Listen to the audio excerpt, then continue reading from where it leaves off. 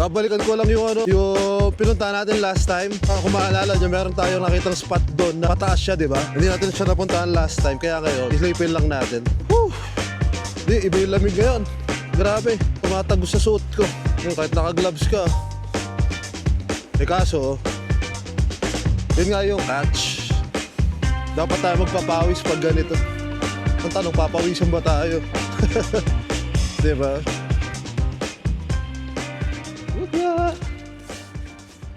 These past few days mga amigos, ang lamig na. Nagne-negative na nga pagdaling araw eh. Negative 3. Talagang papalapit na ang winter. Woo!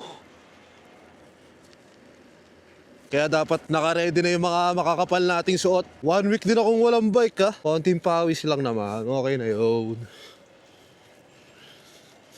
Yan, baba tayo dito sa tunnel. Woo!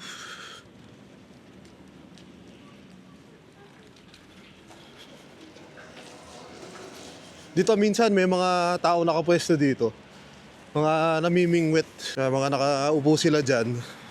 Namimingwit sila na isda. Ngayon wala eh. So ganun lang kabilis.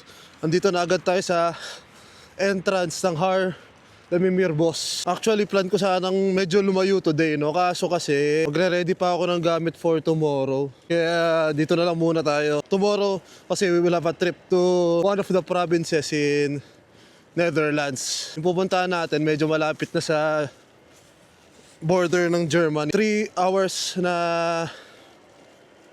drive din yun by car. Buong weekend tayo mawawala. Ayoko naman ng hindi ako makapadyak kahit na sandali, no? May group ride sila dito. Up, yeah. Yan yung bridge. Doon na, malapit na. Kung makakadaan kaya tayo. Okay, may kalaban, boy. Tayo na.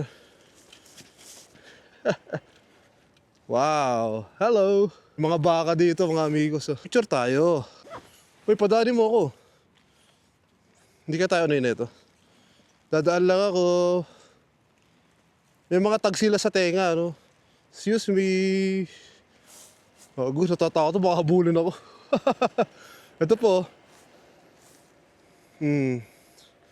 Dito rin, oh. Meron pa sa taas. Yung pupuntahan natin, yan. Yung parang square na yan. Kita nyo ba?